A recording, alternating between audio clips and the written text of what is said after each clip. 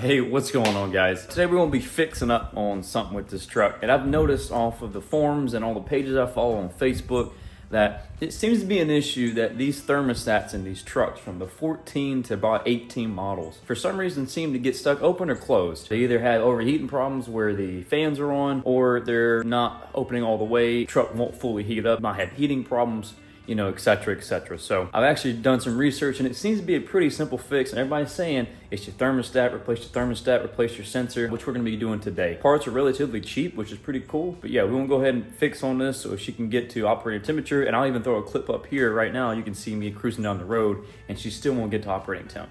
I've been driving the truck, we're going down the interstate, been driving for about like 15-20 minutes now, and you can see right here that that thermostat has not fully warmed up this truck. And it's just completely dumping fuel. Even though it only is 54 degrees outside, we are still just sitting around the middle, and she usually won't go any higher, and sometimes it goes lower.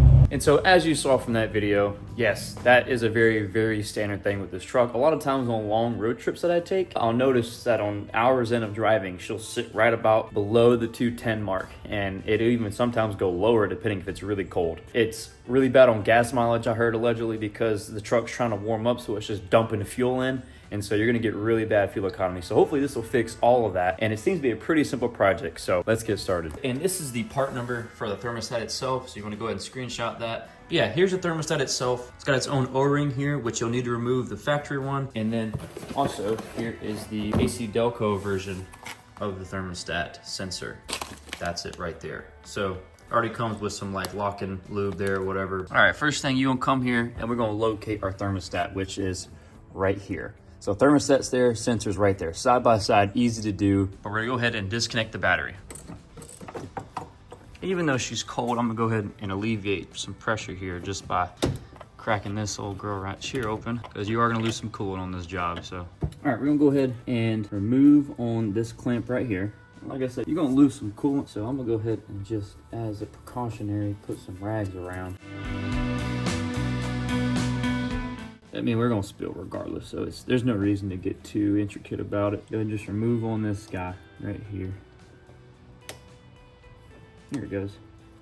Let's go ahead and pull this guy out. Like I said, you're gonna lose coolant, which is expected. As you can see, it still has a nice little stream right there. Make sure you buy some coolant before you do this. Get this pre-stone coolant for GM vehicles. It's certified. It's the only coolant that you should be using. Don't be intermixing coolants. It's not good from what I've heard. And due to I know it was going to drain, I wouldn't have to put my oil pan collector down here just to catch any coolant, so I'm not having to clean up the floor too much. We're gonna go ahead and get this other guy off. A little squeeze right there. There we go.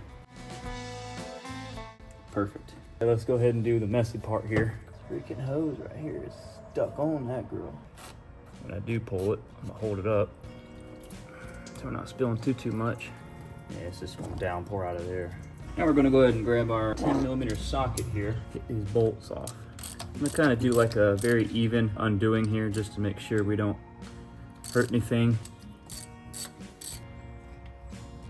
All right, there we go. Like I said before, make sure you go ahead and remove this O-ring right here. I'm just gonna take the same rag that's right here, just wipe down the surface a little bit. You can see it's actually kind of dirty.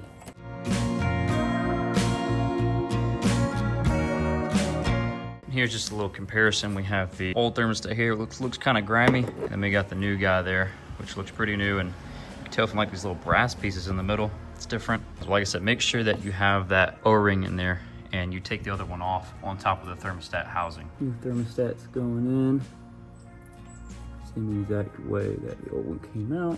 Let's get our bolts. Just tighten these guys back down.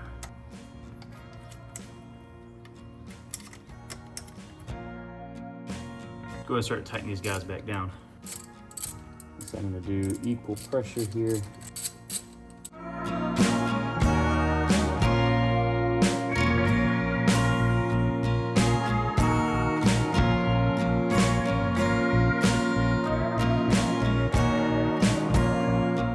I believe this thing is like 89 inch-pounds, so I don't have a inch-pound torque wrench, so I'm just gonna kind of like snug these guys and call it a day. Just making sure there's equal pressure on all points here, and it's an aluminum housing too, so you don't want to over torque them and jack that all up. Let's go ahead and put this hose back on it. that right there. Put this guy back on there too. Cool. Those two are on there nice and snug. Now let's go ahead and get this sensor out right here. First thing we're gonna do is just unplug them.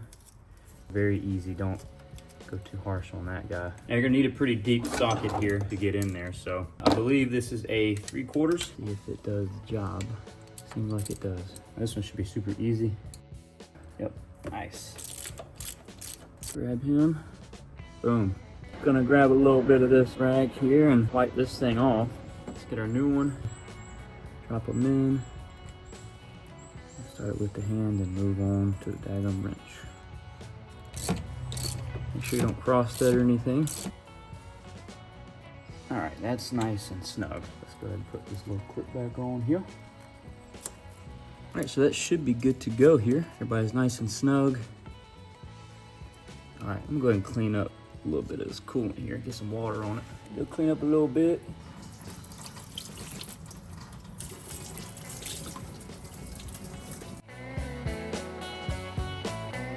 All right, make sure you pay well attention to this this fill cold line right here. So like I said, this truck is cold. So I'm gonna go ahead and fill it up to that line right there. If you just did this and your engine was kind of still hot, I'd be patient with that. Maybe do like a little bit lower. And that's up to your discretion. But yeah, don't be just like trying to fill it all the way up to the top. If you look down here, you can actually see the system is refueling. It's slowly dropping. All right, now we're gonna go ahead and connect the battery again, start her up, check for leaks all down there, and see what we can find. But if we don't find any leaks, then we'll be in the clear. And then we'll let the system burp a little bit. So I'm leaving the cap off, and then we'll go turn the heat on inside of the truck. So I also feel really bad about starting the truck up because my roommate, he actually just had an overnight watch from like 23 to 07. So yeah, I'm sorry if I wake him up, but I gotta test this thing out. Don't see any leaks at all. No leaks anywhere there. No leaks anywhere on the front or the sensor. A little bit of stuff burning off from the coolant, but that's no big deal. Maybe even steam from the water. But let this thing burp right here. I'm gonna go inside in just a second and cut the heat on, and then also let that burp. Heat's all the way up. We're gonna make sure the AC's off and let it roast. That'll get that heater core working, and it'll get some of those air bubbles out as well. Something I'm already noticing is she's just started and she's already starting to rise temperature. Normally on any other day, like every day, that takes forever. That probably takes 10 minutes just to get up to that point, and that's even driving. Seems like that sensor and thermostat were definitely bad. Hey, if you're new to the channel, I know you heard that exhaust, so I'll go ahead and give you what you want.